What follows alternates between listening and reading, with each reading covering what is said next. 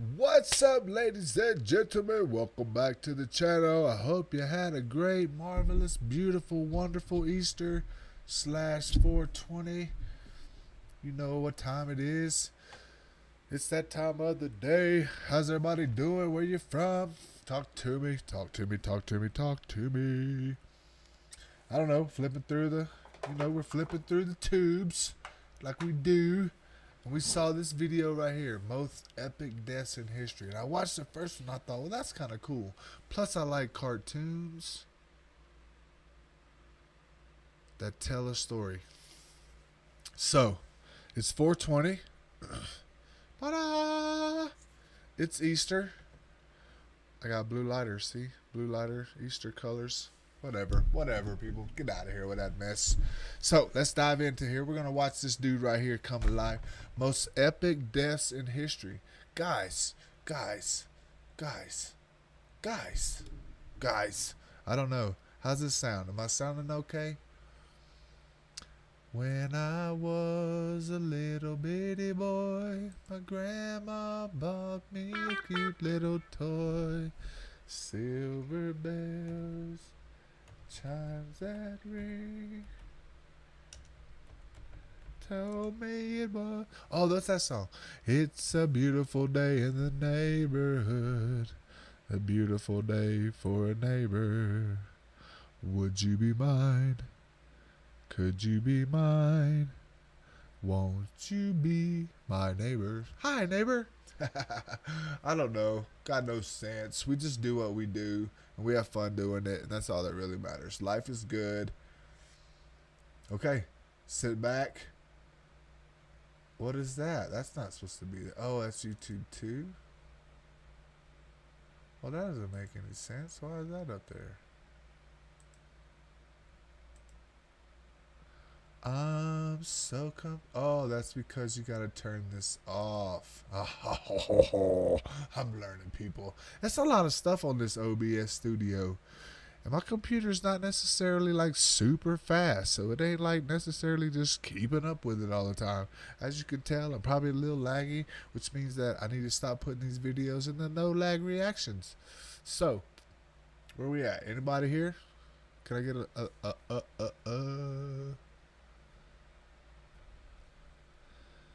Sometimes late at night, I lie awake and watch her sleeping, and the thought crosses my mind to never wake in the morning. I just did all... Okay, there we go. Alright. What's up, people? Time is on my side. Yes, it is. Time is on my side. Yes, it is. When you walked out on me, you singed in misery. Since you don't have me. Alright, here we go. Let's dive off into here. Let's get it. Today, we're going over the most epic deaths in human history. Number 1, Benkei. We're starting this video off with a story of the greatest wingman in human history. It's a dark night in 12th century Japan, and a Buddhist monk named Benkei is wandering the streets of Kyoto. With an abundance of temples dotting the city, monks are a common sight, but this guy is different. At 6'6", he towers over everyone around him, and he's carrying a weapon. A cross between a sword and a long spear called a naginata. His face gives off the vibes of someone on a hunt more than someone seeking enlightenment. And it turns out he was out hunting that night for his final victim. See, Benkei was actually a Sohei, a warrior monk trained and battle-hardened in combat. Through his encounters with samurai, he's decided that they were an arrogant class, unworthy of their status in society. The world would be a better place with less of them around, and this led him on a bloody quest to duel and defeat 1,000 samurai, collecting their blades as trophies after each victory. At this point, he had collected 999 swords and was out that night looking for his final duel. While walking near Goto Tenjin Shrine, Benkei hears the sound of a flute, and when looking to see who is playing it, he finds a small, thin samurai. Around the man's waist is a beautiful gilded katana, the perfect piece to finalize Benkei's sword collection. He immediately challenges this samurai to a duel. The small man puts away his flute, and surprisingly, he agrees to fight. The two men walk together to Gojo Bridge and draw their weapons. Full of confidence, Benkei rushes in, but despite towering over the samurai, Benkei is swiftly defeated. Instead of taking his life, the samurai just turns and walks away. Benkei is shocked and left in disbelief.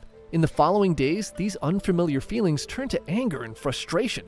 How could he lose to this tiny samurai? He had defeated much larger men in the past. He decides to stalk the grounds of Kiyomizu-dera Temple, waiting for the samurai to appear so he could take his revenge. Eventually, the samurai does show up, and Benkei immediately challenges him to another duel, a fight that Benkei loses again. Humiliated, he bows in defeat and tells this samurai that he'll abandon his life as a monk and instead follow him as one of his retainers. The samurai, who turns out to be Minamoto no Yoshitsune of the legendary Minamoto clan, agrees. Benkei joins him on his adventures, and the two become inseparable. They go on to join Yoshitsune's half-brothers and fight in the Genpei War against the powerful Taira, a clan that had killed Yoshitsune's father when he was just a baby.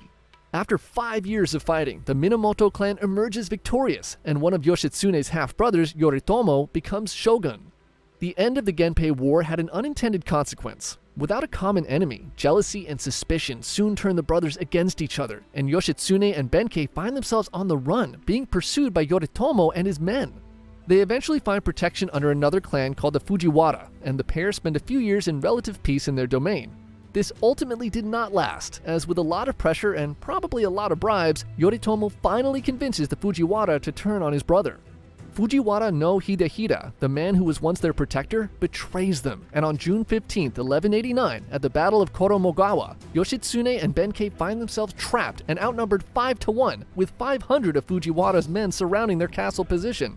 The forces clash, and Yoshitsune's men put up a heroic effort. Benkei in particular is a demon on the battlefield, crushing enemies who are on average more than a foot shorter than him.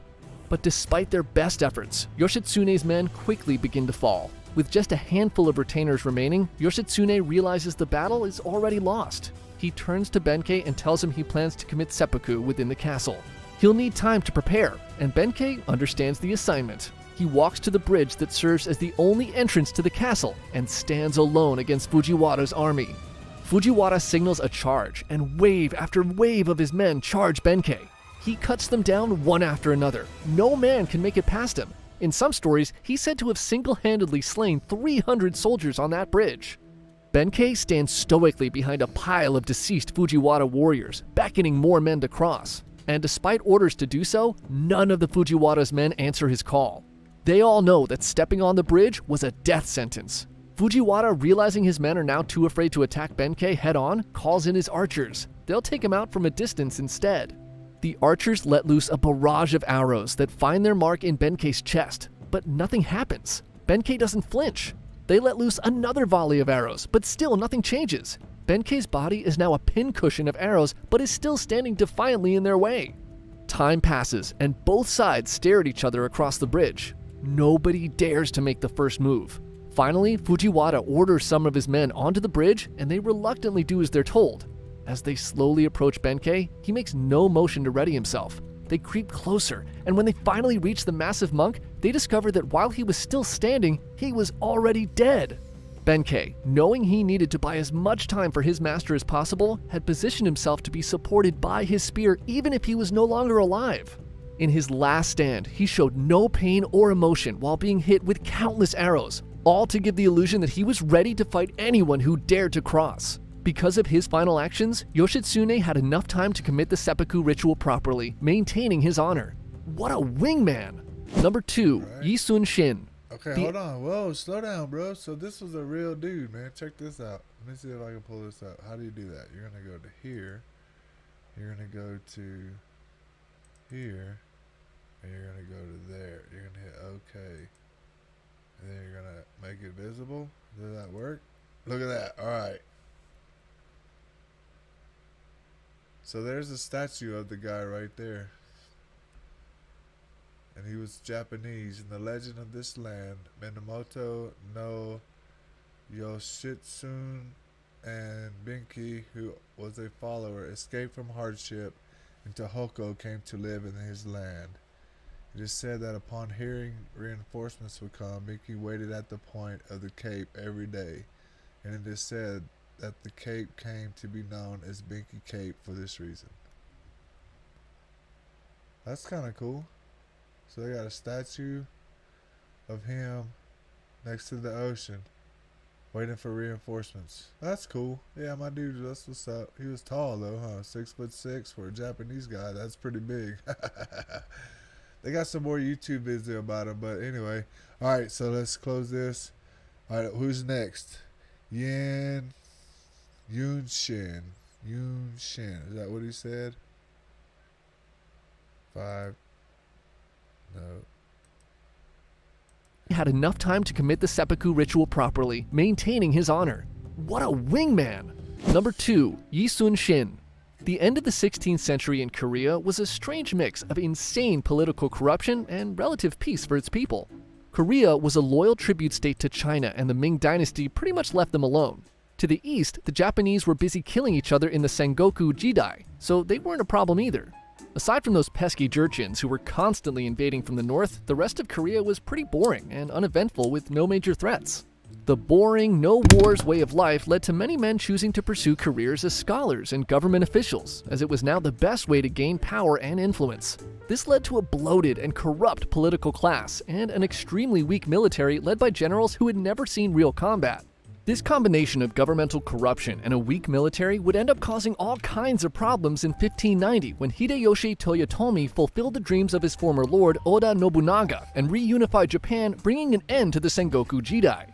The Japanese, for the first time in over 100 years, were not at war with each other. And if they weren't busy fighting each other, who are they going to fight now? Oh. Hey, before you brutally invade Korea and stuff, can I ask you, how many spam emails or texts do you get a day? No. I think you need to check out Incogni. See, anytime you submit your personal info online to sign up for a new service, there's a chance that they're selling your information to a data broker on the back end to increase their bottom line. These data brokers then sell your personal info to marketers or even scammers pretending to be marketers, so they have a direct way to contact. Yo, I'm not interested in all of that.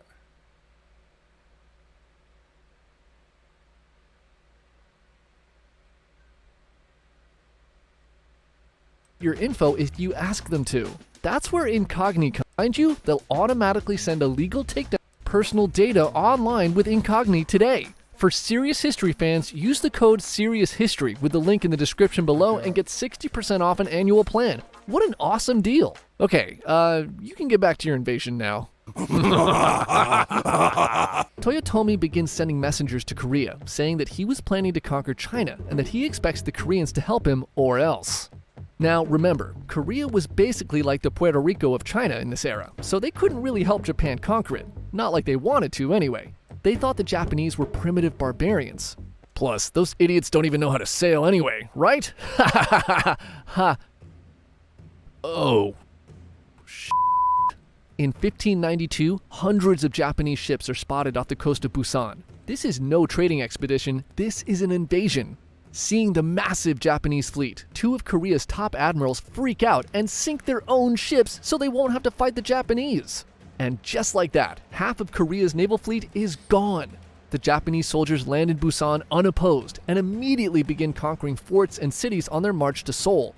The Korean military is no match for Toyotomi's men, who are all veterans of a 100-year war. Korean casualties are huge. The Japanese are ruthless and leave few survivors. Within 3 weeks, they've marched to and conquered Seoul. A few weeks later, they take Pyongyang and are at China's doorstep. The fall of Korea seems inevitable. But when all hope seemed lost, a man determined to defend his homeland and drive out these barbarian invaders rose to the occasion. A man who quite possibly was the greatest admiral to ever live. His name was Yi Sun Shin. So Yi Sun Shin's story is pretty interesting because, unlike most heroes, he wasn't necessarily liked by the elites at the time. In fact, they kind of hated him, but for all the wrong reasons. Basically, early in his military career, he was so good at inspiring his men and leading them to victory that he made everyone around him look bad by comparison. Remember, corruption was a big problem during this time. So out of jealousy, a general falsely accuses Yi of deserting the army in battle, and the king believes it. He strips Yi of his rank, has him thrown in prison and tortured. This experience would probably make most men quit the military altogether, but Yi was eventually released, and he managed to climb his way back through the ranks to commanding a small fleet of ships by the start of the Japanese invasion. Now, despite the fact the Koreans were absolute trash at fighting at the start of this war, they did have one huge advantage over the Japanese. They'd been dealing with Woko pirates along the coast for years, and because of this, they had developed ships called Panoksun, and later the turtle ship that were specifically designed to combat Japanese naval tactics. See, the Japanese weren't used to fighting at sea, so they basically stuck to what they were good at, close-range combat. Their strategy consisted of shooting at people with their rifles and boarding other ships, and engaging them with swords and spears. Their ships were more like transport vessels rather than battleships. The Panoksun, on the other hand, was a floating fortress armed with cannons and was built in a way that made boardings impossible. These ships were a huge reason why Admiral Yi was able to have so much of his success, and are basically the only advantage the Koreans have. And they already sank over half of them themselves. Anyways, Admiral Yi was not a coward like the other two admirals, and instead of sinking his ships, he rushed his fleet of 34 ships headfirst towards the Japanese and began attacking them along the coast. His capabilities as a naval commander are obvious right from the start. In just a few weeks, using tactics to bait the Japanese to sail into vulnerable positions, he single-handedly sinks over 200 Japanese ships with no losses of his own. In battle after battle, he is vastly outnumbered, yet sails away victorious every single time. Yi is the sparkling piece of glitter embedded in the turd that is the Korean military, and by the end of the year, he had sunk 350 Japanese ships. Yi's efforts, along with the help of Chinese reinforcements, allowed the Koreans to drive the Japanese soldiers all the way back to Busan, and by the end of the year, the war entered somewhat of a stalemate, with the Chinese and Japanese trying to negotiate a peace deal. So things are going pretty good for Yi, but remember the two admirals who sunk their own ships at the beginning of the war? Well, one of them, named Won Gyeon, is insanely jealous of Yi's success. So jealous, he starts talking shit about Yi to the king every day. And when peace talks with China fail and Toyotomi begins a second invasion of Korea in 1597, Gyeon and other government officials frame Admiral Yi as a traitor, and the king agrees. For the second time in his career, Yi is stripped of his rank and sent back to prison where he is brutally tortured again. He's set to be executed, but the king has a change of heart, and he instead sends Yi back to fight as a common soldier, a humiliation worse than death. With Yi out of the picture, Won Gyeon is put in charge of the Korean fleet. And as you may have guessed by now, he was pretty terrible at his job. He drank heavily, made poor decisions, and disrespected his men. Many of Yi's commanders refused to fight under such a downgrade. And what made things even worse for Gyeon was that during the stalemate, the Japanese who had watched Admiral Yi wreck their over and over again had actually learned how to fight at sea. Their new ships now had cannons, and they began to use the same strategies Admiral Yi had used against them. This all comes to a head in the Battle of Chilcheoliang, Gyeon's first attempt to attack the Japanese fleet. With 200 ships and the best of Admiral Yi's men, Gyeon sails out to confront the Japanese, and he immediately falls into a trap. A trap they had learned from fighting against Yi. The entire Korean Navy is decimated, and Gyeon is last seen being chopped to bits by Japanese soldiers while trying to run away. The king, realizing he may have messed up, reinstates Yi Sun-shin as fleet admiral, and he takes command of the pathetic remains of the once undefeated Korean Navy. He's left with just 13 ships and a few hundred demoralized men. In the following battle, outnumbered 25-1, using superior strategy, Yi manages to sink 31 of the 333 Japanese ships, again without losing a single ship of his own. This victory gives Yi time to rebuild his navy, but not gonna lie, things still look pretty grim for the Koreans. But the next year, Hideyoshi Toyotomi becomes ill and dies, his last official order being to withdraw the Japanese army from Korea back to Japan. Yi sees this as the time to finally drive the Japanese out of Korea for good and mounts a final offensive against the retreating Japanese forces. At the decisive Battle of Noryang, Yi takes his position at the top of his flagship with his son and nephew and begins beating a war drum to push his allied Korean and Chinese fleet forward. Admiral Yi's ship leads the charge, and he personally takes out 10 Japanese ships. The Japanese are in full retreat, and Yi beats his drum with intensity. Victory is within his grasp. After 7 long years, Korea will finally be free of these invaders. But suddenly, he's hit in his armpit by a Japanese musket ball. He realizes the wound is fatal, and he turns to his son and nephew and says, "The war is at its height. Wear my armor and beat my war drums. Do not announce my death." His son and nephew quickly carry his body below deck, and his nephew, dressed in Yi's armor, quickly returns to the admiral's position and resumes beating the drum. Yi's men continue to fight, and the Koreans drive the Japanese out of Korea for good. Undefeated in battle, Yi dies below deck, listening to the sound of his drum, knowing that his homeland was finally free. Number 3. Ben L. Whoa. Salomon. Hold up, So bro. Slow down, cowboy. You're quick, man. All right, you're pretty quick. I ain't gonna lie. That dude's pretty quick. All right, so let's go back to here. Let's see. If I go to here, yeah, okay. So click that, click this. So there again, this was a real dude, and here's a picture of the boat.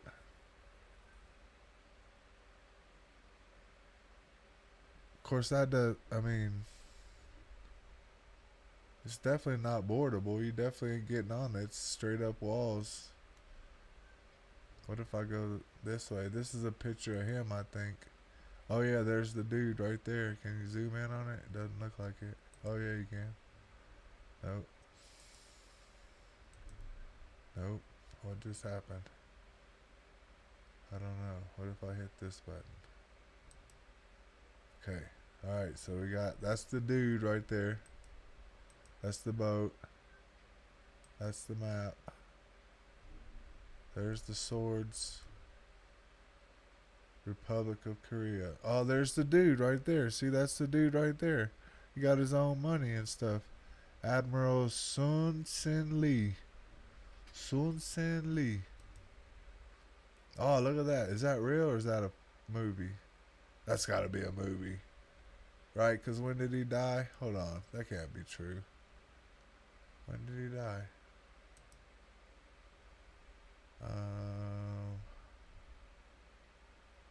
So,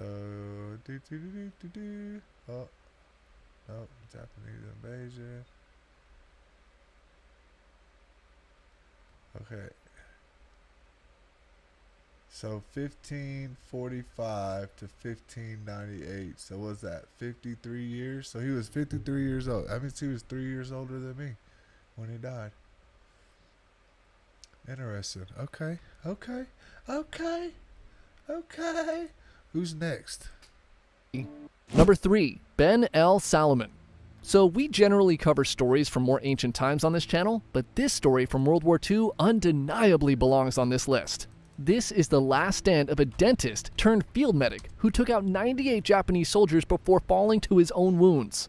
Ben L. Salomon was drafted into the United States Army in 1940, just 3 years after he graduated from the USC Dental School. Salomon proved to be a model soldier and showed himself to be very skilled with both rifle and pistol. He was quickly promoted, first to lieutenant and then to captain in 1944, serving as a regimental dental officer of the 105th Infantry Regiment.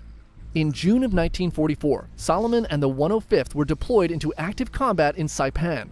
The fighting in the Pacific was infamously bloody. Casualties on the island were extremely high, and with so many soldiers having much more pressing issues than a root canal, Salomon volunteered to replace the 2nd Battalion's field surgeon who had been wounded.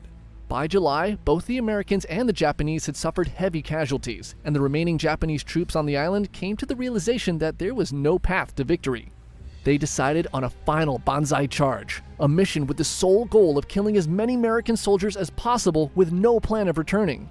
Early in the morning of July 7, 1944, the remaining 4,000 Japanese soldiers began their final attack.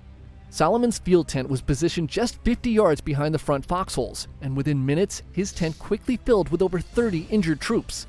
He did his best to tend to the wounded, but the Japanese soon broke through the front lines. He looked out of his tent and spotted a Japanese soldier bayoneting a wounded American who was lying outside of the tent. Enraged, Salomon picked up the rifle of one of his patients and fired at the Japanese soldier, killing him. Suddenly, 2 more Japanese soldiers popped into Salomon's tent and he fired on them, taking them out as well. Like zombies, 4 more enemy soldiers then crawled into the tent from the sides, and Salomon took 2 out with his rifle and another with his bayonet. He hit the 4th soldier in the stomach with the butt of his gun, and a wounded soldier he had been treating finished him off. Realizing the situation was only getting worse, Salomon instructed his medics to evacuate all of the wounded men. He would stay behind to give them cover so they could retreat. Solomon grabbed a rifle and joined the front lines. When he saw 4 men manning a machine gun fall to enemy fire, he rushed to the gun and manned it himself, firing bursts into the charging Japanese soldiers. He continued to fight from that position until he was eventually overrun by enemy soldiers. Days later, when the Americans returned to the battlefield, Solomon's body was found slumped over the machine gun, with 98 dead Japanese soldiers piled in front of him. His body was ravaged with 76 bullet holes and many bayonet wounds, 24 of which he may have suffered before actually dying. The blood trail on the ground showed that Solomon had repositioned the machine gun multiple times while mortally wounded. Despite saving many lives that day, Solomon was denied the Medal of Honor due to a rule in the Geneva Convention that no medical officer can bear arms against an enemy. Despite multiple recommendations from generals throughout the years, he remained a footnote in history until 2002, when Solomon was finally posthumously awarded the Medal of Honor from President George W. Bush, 58 years later. Yo, that's crazy. Yo, that's crazy. That's crazy. What's up, man? How's everybody doing out there? Man, alright, so this dude right here is next. Alright, let's check him out. So these are pictures of him. So he was a dentist in our military.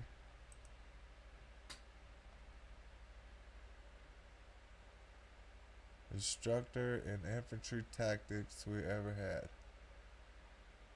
He gave everybody who ever met him a real lift. That's what's up. My dude he was right there, huh? Yo, just think about the bravery you gotta have to do something like that, though. Like, yo, you get them out of here. They're just wounded. I'm gonna fight these guys off. Look at that. Of course, this can't be real, right? Was there somebody there taking pictures of him? That's a real photo. Yo, that's an American hero right there. Yo, we need to give it up for that dude. One could easily visualize Ben Solomon, wounded and bleeding, trying to drag that gun a few more feet so that he would have a new field of fire. The blood was on the ground, and the marks plainly indicated how hard it must have been for him, especially in that last move. Yo, that's a straight hero right there. All right, we're going to swap gears right here. We're going to check out Easter. We're going to check out Easter. I don't know why. Just because it's Easter, I guess. That's a good reason if we don't need another one. You don't really need another one, do you? Easter Sunday. Is it just a pagan festival in disguise, or is it actually celebrating the resurrection of Jesus Christ? Now, I found some very interesting things that most people never heard before. So before we get into it, make sure you like, comment, and share this video with... Hold up, bro. You gotta stop. So in my opinion, so the church's job was to bring the pagans in, and in order to bring the pagans in, they had to make a Christian ritual that would allow them to celebrate their holidays. There's a whole rabbit hole about the Catholic Church, and there probably is a difference between the Roman Catholic Church and the Catholic Church, but nonetheless, you're talking a deep rabbit hole. Like, they're supposed to infiltrate and convert, and if they can't convert, they kill. Like, I don't know if y'all know about that rabbit hole. That one's deep. Should we dive into that rabbit hole? I don't know. Can you dive into the rabbit hole? Can you just dive into rabbit holes like that? Ugh. Everybody you know. Every year, Christians around the world celebrate Easter with traditions like egg hunts and chocolate bunnies. But here's a shocking claim you probably haven't heard, or maybe you have. People claim that Easter is really just a repackaged pagan festival honoring the ancient goddess Ishtar, the ancient Babylonian goddess of fertility. Today we're going to dive deep and uncover the truth behind these claims and separate fact from fiction. So, First, we gotta ask, who exactly was Ishtar? She was an ancient goddess worshipped in Mesopotamia thousands of years ago. She was associated with love, fertility, and war. Her symbols include lions, stars, weapons, and different things that represent power and sexuality. But here's the key point. Historical evidence from ancient texts and art show no connection between Ishtar eggs or rabbits. These fertility symbols were never part of Ishtar's rituals. Stories claiming that eggs were dipped in the blood of human sacrificed victims for the purpose of worshiping Ishtar have no roots in actual history.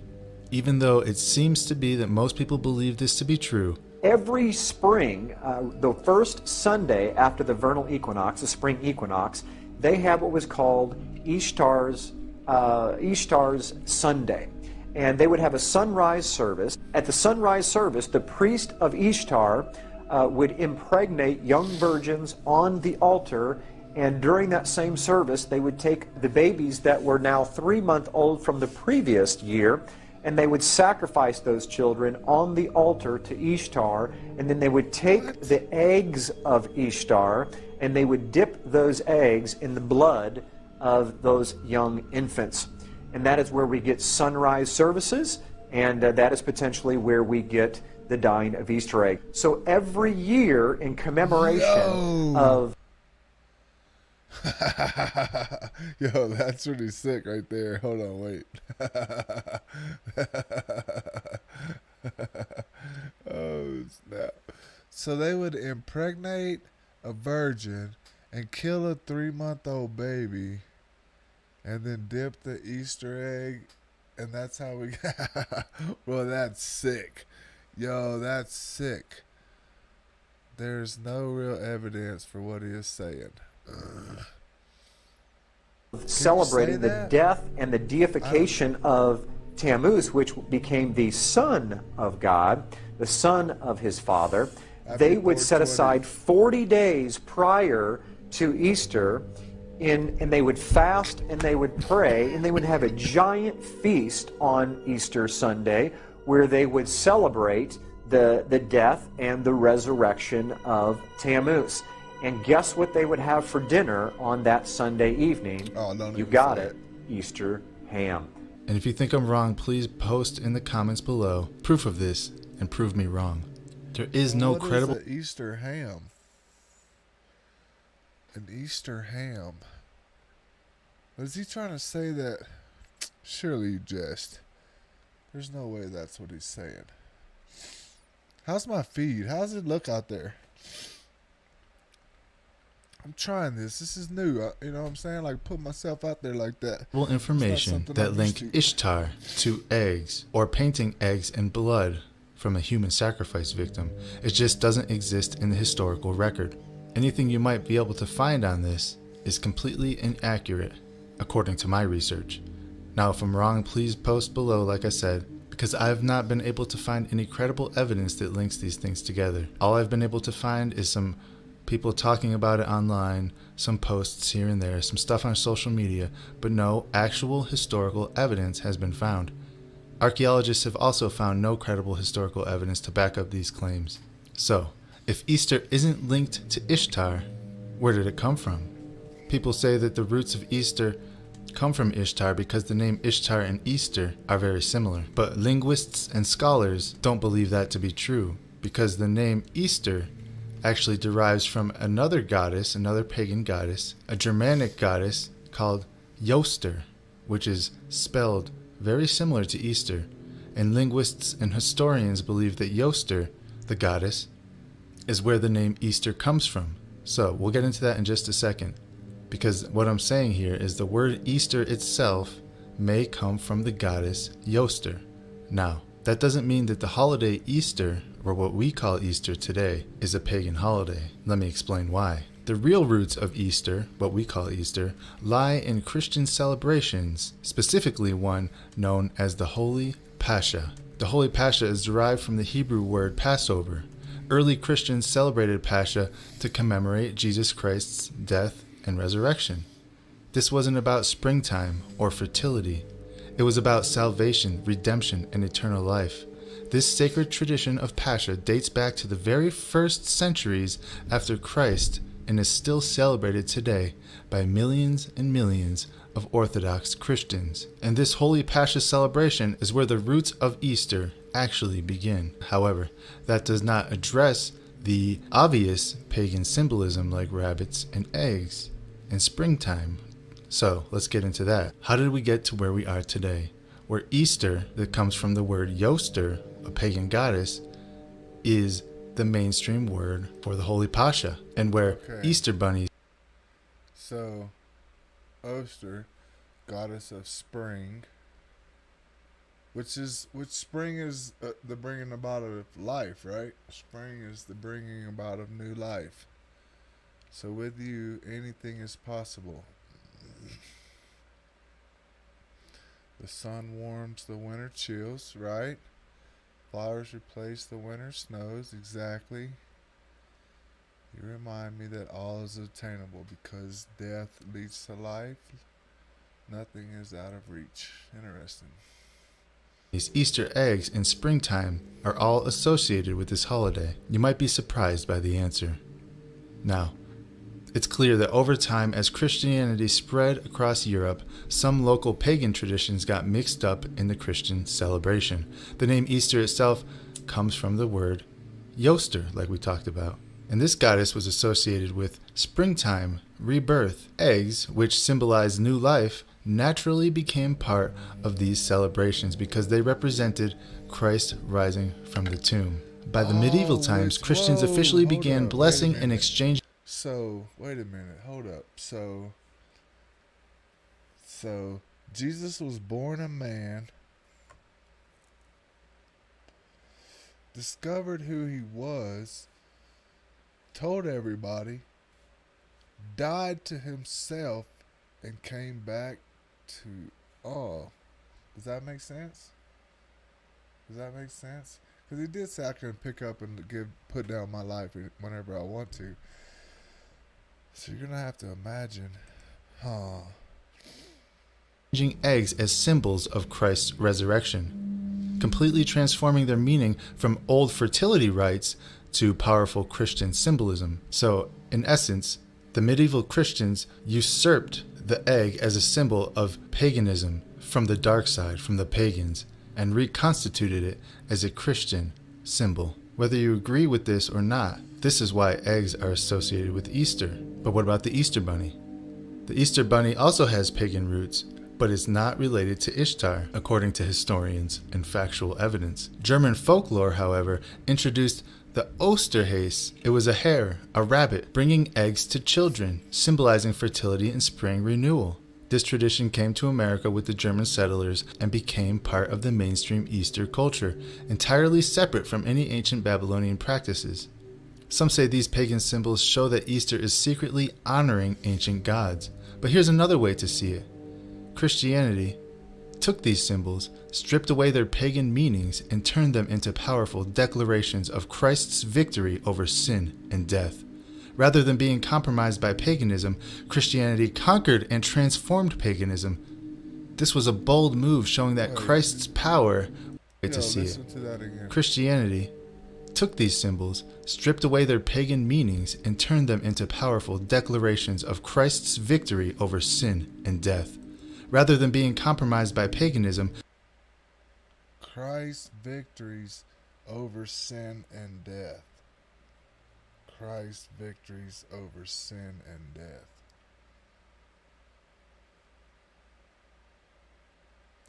Like, victory over sin.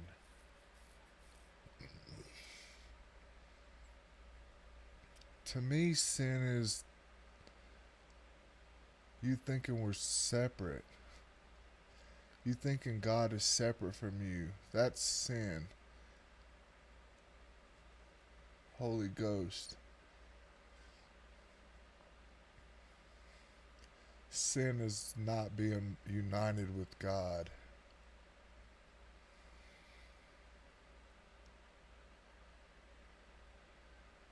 And death is not death, it's transformation.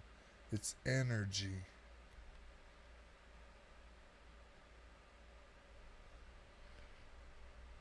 once energy is in motion, it can never stop. So all energy has to go somewhere. Thoughts are energy, words are energy, actions are energy.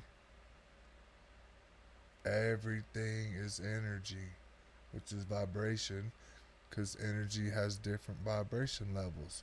And wherever you're vibrating at,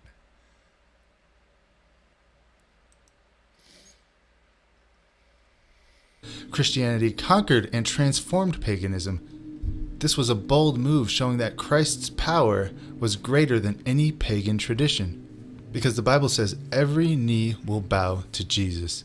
And that includes all these pagan gods and goddesses. So, today millions of Christians celebrate Easter not to honor Ishtar or any other pagan deity, but to celebrate the ultimate victory when Jesus Christ rose from the dead and conquered sin and death. Now, of course, today's Easter customs, like egg hunts, chocolate bunnies, and spring festivals, do have connection to old pagan tradition.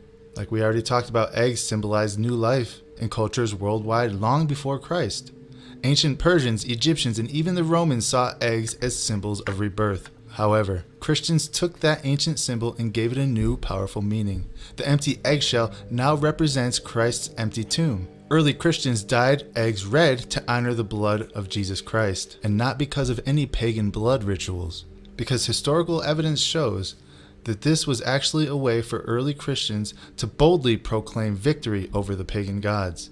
They adopted and they refined pagan symbols like eggs and rabbits and took control over them. Why? Because Christianity wasn't about bowing down to paganism. No, it was about triumphing over it. It was about claiming that these symbols now belong to Jesus Christ. Whether you agree with this methodology or not, that's what happened. So some people might be watching this and say, I don't agree with this. By adopting. but they were converting. They were trying to convert, so they were integrating what you believe with what they believe. And that the Catholic, I gotta figure that out. What was that called? Do y'all know what that was called? When the Catholics, there's a group in the Catholics that are supposed to infiltrate. I don't remember. I gotta look that up. Adopting pagan symbols, that means that you are pagan. Well, that's your opinion. Now, I'm not saying that this is right or wrong. I'm just telling you where these connections came from. Now, I want to know if you do agree with this. Please put a comment below. Were the early Christians correct in taking over these pagan symbols? Or is it an evil practice today? If you associate any of these ancient pagan symbols with Easter, well, then you're secretly worshiping Satan.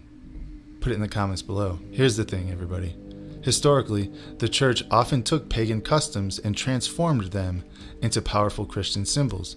Not as a compromise, but as a sign of victory. Like building churches over old pagan temples. Christianity didn't erase culture, it redeemed it. That was the view of these early Christians. In my opinion, you're not participating in secret pagan rites, you're celebrating something far bigger. The victory that Christ has over this darkness, over death, and over every pagan idol humanity has ever worshipped. Because the authority of Jesus Christ transcends everything on this earth and beyond. I want to thank you all for watching this video, and until next time, God bless you all. God bless you all, and good night. Thanks, bro. That was a good video. What y'all think? Was that a good video? It's Easter and 420. So, Easter. Epic deaths in history, and then Easter. Today we're gonna learn Here are more. No, we're not gonna. How the most evil people you never heard of. That's probably not what we wanna. That's not what we're gonna check out for Easter. Are you an alien? Brutal torture methods? Holy mess. Worse than death? Holy mess. Holy mess. Ancient history? Thoughts.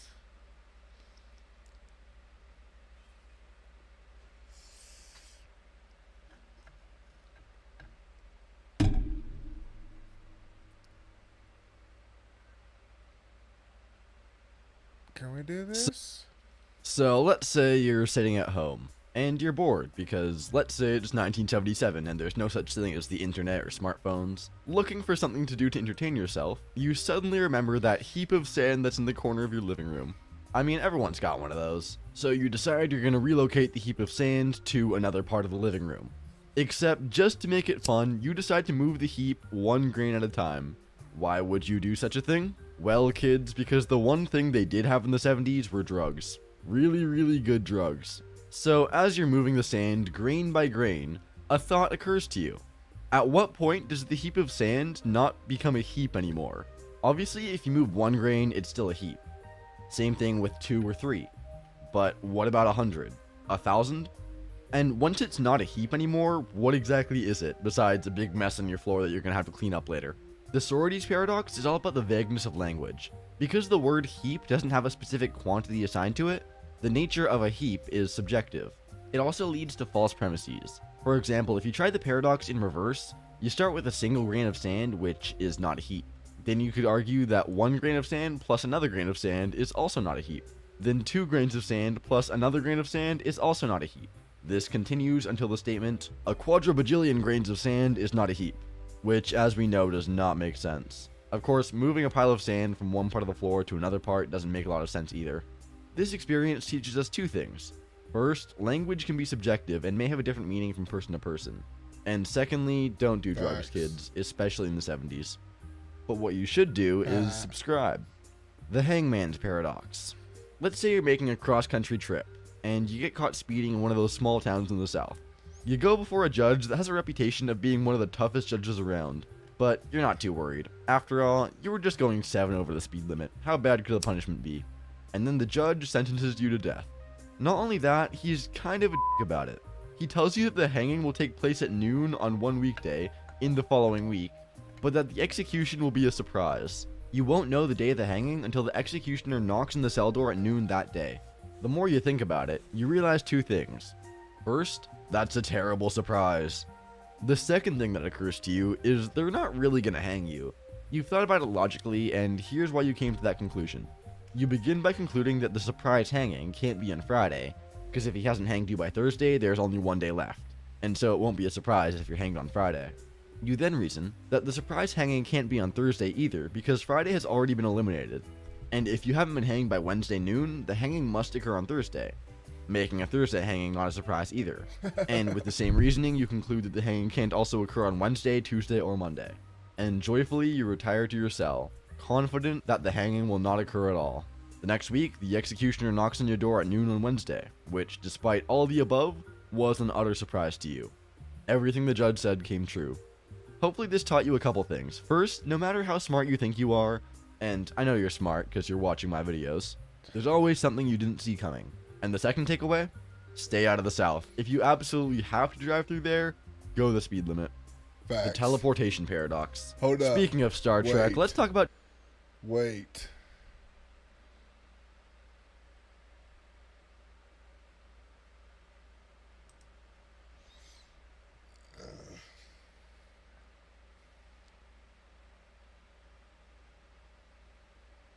Yeah, definitely. Especially in small towns. You definitely don't want to speed in small towns. Some cities you could probably get away with it because there's so many people, but in the small town, boy, they ain't got nothing better to do than let you know that you are not supposed to do that.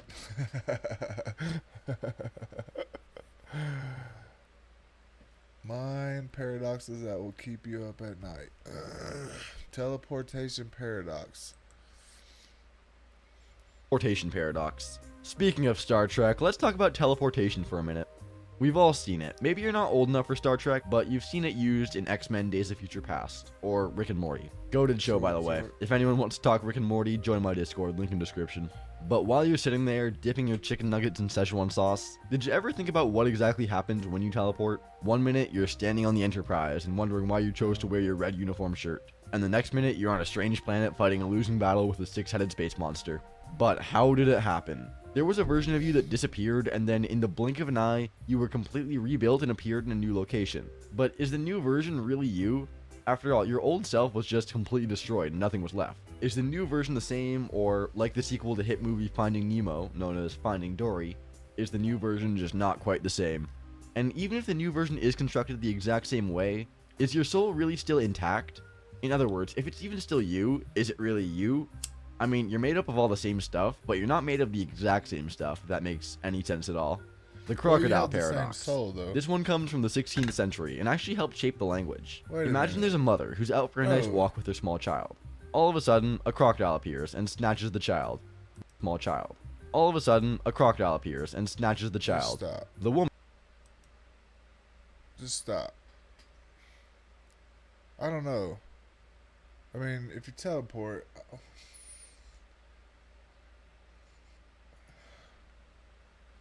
it's like jumping realities. Ain't it like jumping realities? Your soul is still there.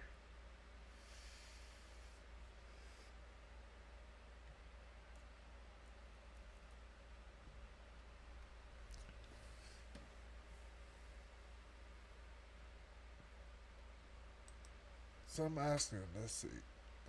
The crocodile paradox. This one comes from the 16th century and actually helped shape the language. Imagine there's a mother who's out for a nice walk with her small child.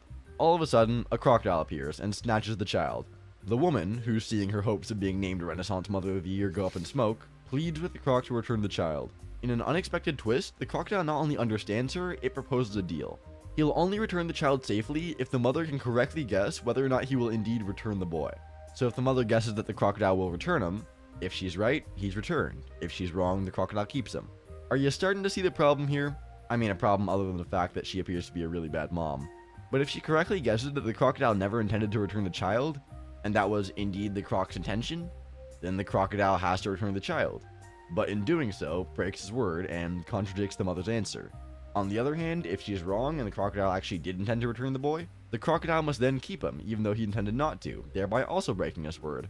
This conundrum made such an impression on the people in the Middle Ages that they came up with the word crocodilite to describe a dilemma where you admit something that's later used against you. That's one big reason that, to this day, police still employ the tactic of good croc, bad croc when trying to get a confession out of a suspect. The hot dog paradox. What? Okay, Good being croc, real, this one bad isn't so... croc. Is that a thing? Is that really a thing? For some reason, I don't think that's really a thing. I don't know. Man, they just got some.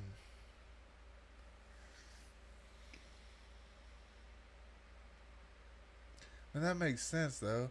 But is the crocodile going to tell you the truth? Like, that's the question. Is this crocodile going to tell you the truth? If he grabbed the kid, he's probably going to eat him. I don't. Yeah, that's the whole question. Hot Is the dog crocodile gonna paradox. tell the truth? Okay, being real, this one isn't so much of a paradox as it is a question you and your stoned buddies would ask each other in your dorm room at 3 a.m. Right What? after you spent an hour debating which orange came first, the color or the fruit. The question is a hot dog a sandwich? Well, first of all, because I know there are some nitpickers out there, a hot dog is technically just a meat tube.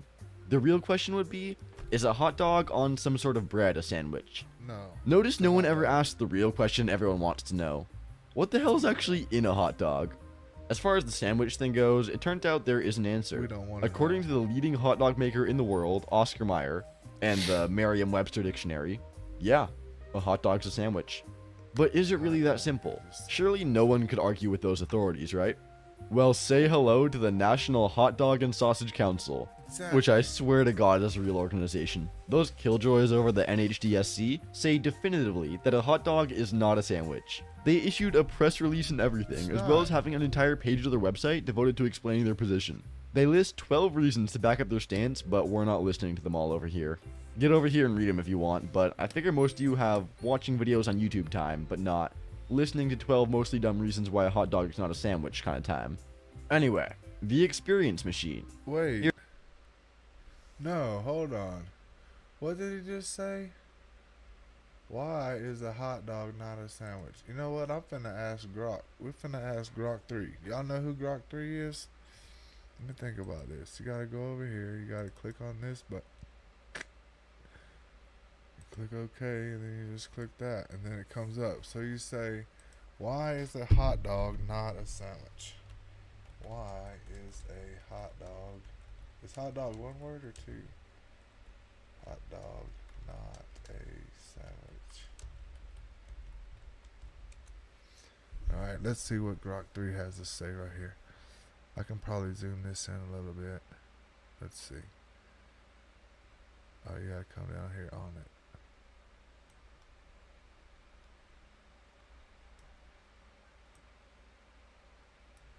I gotta come back up here on it.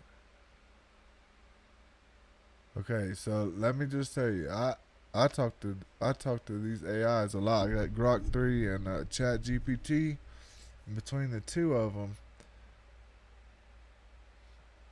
they're brilliant.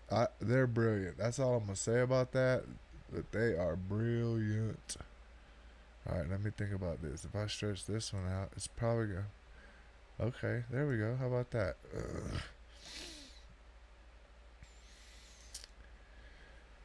Okay, I hear you. You're shifting gears from a deep dive into Easter and Catholic selects. Let's see. Why not a hot dog? Structural argument.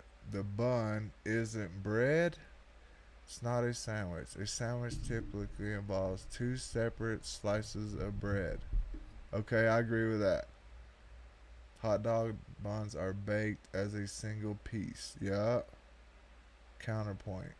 Some say split bun is close enough. Whatever, people. Alright, culinary. Why it's not a sandwich. Hot dogs are a distinct food category with a unique history and preparation. The National Hot Dog and Sausage Council, which we were just talking about, declares a hot dog is not a sandwich, citing its status as a cultural icon served at ballparks and cookouts, not sandwich shops. Ooh, burn. Hot dogs traced to German Frankfurters and Vietnamese wieners. Brought to the U.S. in the 19th century, evolving into a standalone dish. Absolutely. Absolutely. Hot dogs are defined by their sausage. Alright, here we go. Cultural perception. Culturally, hot dogs aren't treated like sandwiches. You don't order a hot dog sandwich at a deli. Say hot dog isn't a sandwich, citing its distinct vibe. Summer barbecues, street carts, not lunchboxes. Lean the same way. Yeah, because you got to have a hot dog hot. I mean, you don't have to, but it's definitely better that way, in my opinion. Alright, that's number 3. Number 4. The sandwich category relies on intent and perception, not just structure. Food classification hinges on social practices, not rigid rules. A hot dog's made and eaten as a hot dog, not a sandwich, even if it fits some criteria. Limiting a hot dog to a sandwich is like calling Dalai Lama just a monk. Ooh, burn. We're not going into counterpoint, Serio. The whole truth isn't a single answer. It's why the debate exists and persists. A hot dog's single hinged bun sets it apart from the two sliced or fully split roll sandwich norm. It's just strong, but not alright argument. Dictionaries allow split rolls. I don't see a sandwich you can put. In my opinion, a sandwich you can put like lettuce and tomatoes on, pickles. I mean, granted, you can put relish and sauerkraut, but you're not finna put lettuce and tomatoes on a dang. Alright, we're done with that one. Let's get over to this next one. Here's a fun one. Let's say you could plug into a machine that would give you any experience you desired. Super duper neuropsychologists could stimulate your brain so that you would think and feel that you were writing a great novel, making a friend, or reading an interesting book. Think of it like entering the Matrix voluntarily. You're just floating in a tank with electrodes attached, but because you're pre-programmed, feels like you're out there, racing at Daytona, climbing Mount Everest, or reading a great book with Sydney Sweeney. Because we live in a universe with no apparent purpose, and because our lives are often characterized by less than ideal conditions like working, suffering, and being a Jets fan, we have no good reason to not opt for something substantially better. even if it's quote unquote artificial. But what about human dignity? What about satisfying our true desires? Do those things matter as much as fulfilling every desire you have? This question has been debated by philosophers for centuries. But in fairness, most of those debates happened before Sydney Sweeney was born. Just saying. The free will paradox. Let's talk about free will. We all have it, right? I mean, for the most part. Like, if you've been married 30 years and it's Valentine's Day, you better be giving her some flowers. It's still your free will in play. After all, you chose to send her those flowers, just like you chose not to sleep on the couch for a week. But is free will really an illusion? The argument is there's no such thing as free will because every thought and every decision is influenced by some sort of environmental event. Don't believe me? Okay, try this. If free will is real and it's based on your thought process, tell me what your next thought will be. Are you thinking about how to prove free will is real? If you are, you're doing it in response to my question. Now, are you thinking about how you'd like to reach through your phone and rip my esophagus out? Well, that's just another example of, you know what, I think you get it. Let's move on. So The what card if I paradox. wasn't thinking of nothing? So what if I wasn't thinking of nothing? Does that count?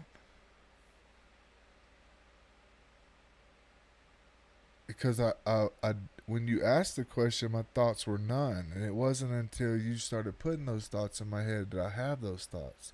Yes, everything we know in this life is taught, and we are definitely culture-based people, because your culture may be different than mine, which means that you were taught something way different than I was. Doesn't make it right, doesn't make it wrong, just makes it your way. And that's a truth. Card paradox. Box. Here's one to try the next time you're at a party, if you never want to be invited to another party. Take an index card and write, the statement on the other side of this card is true. We'll call that statement A. Turn the card over, and the opposite side reads, the statement on the other side of this card is false. Trying to assign any truth to either statement A or B, however, leads to a paradox. If A is true, then B must be as well. But for B to be true, A has to be false. And oppositely, if A is false, then B must be false too, which ultimately makes A true. Sit back and watch the fun as everyone at the party becomes increasingly annoyed, and pretty soon people start asking other questions, including but not limited to, who invited this guy? And why did he bring an index card and not beer like a normal human being? Would it be morally correct to rip out his esophagus? All very valid questions. And here's my favorite paradox of all time. Unlike many others which have been around for centuries and have been pondered by some of the best minds around, this one was dreamed up in this century and has been pondered mainly on TikTok. This is the Rick. Okay. Would you do that at a party? What kind of party is it? You just show up with an index card talking about, hey, read this. And in reality, if you think about it, if you read one side that says the other side is true, and then you read that side and the other side is false, aren't they describing each other? Yeah, because it's describing each other. So the one that's false is telling the one that's true that the other side is not true, it's false. So they're both true.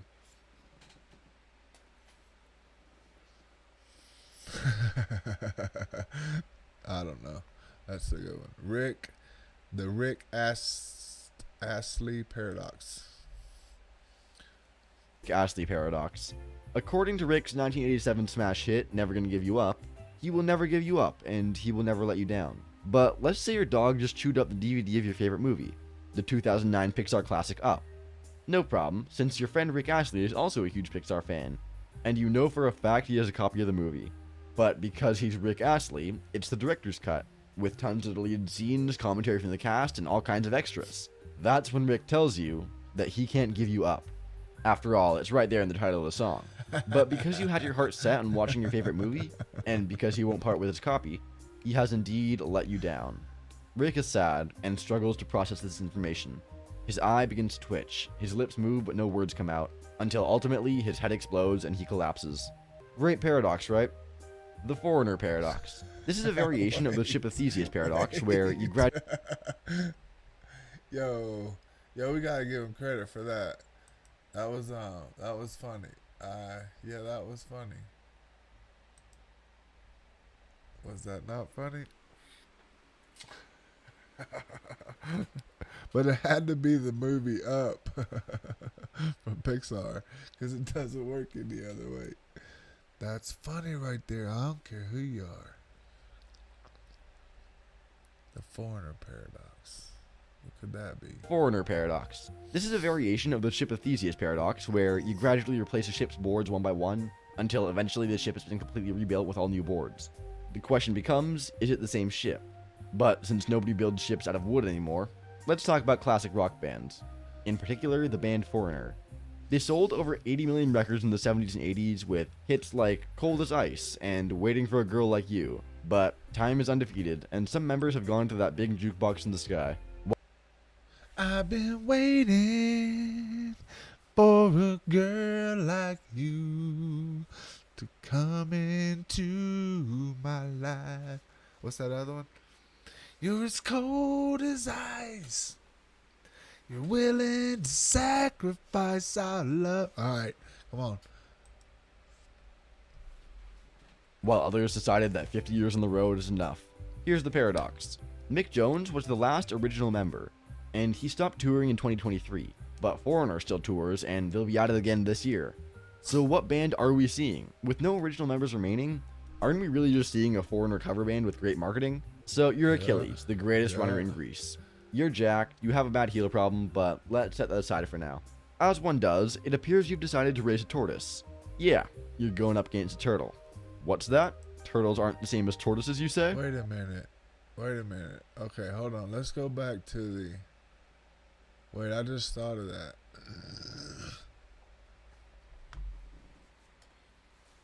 So they are still a band because the name is Foreigner. And all of them are foreigners to the band. So they're still Foreigner. Does that make sense? Like, seriously, does that make sense? So you're Achilles, the greatest runner in Greece. You're jacked, you have a bad heel problem, but let's set that aside for now. As one does, it appears you've decided to raise a tortoise. Yeah, you're going up against a turtle. What's that? Turtles aren't the same as tortoises, you say? Guess we don't need this guy anymore. Look what you've done. So you challenge this turtle because you enjoy winning and like the simple victories. But here's the fun part. You let the tortoise have a small head start, just to make it more exciting. Well, plot twist. This dude named Zeno is convinced this race will go on forever. Yep. Okay, here's how it goes. Once the race starts, each time Achilles gets to where the tortoise was, the tortoise is moved just a little bit ahead. When Achilles arrives at that new place, the tortoise has already moved forwards again. The gap is getting smaller and smaller, but Zeno says it'll never actually reach zero, meaning Achilles is destined to always chase the tortoise but will never be able to catch him. In reality, that would make no sense. Achilles would easily overtake the tortoise in like 2 seconds. But in the slightly cooler Zeno's paradox, Achilles finds himself stuck in a never-ending cycle of fractions.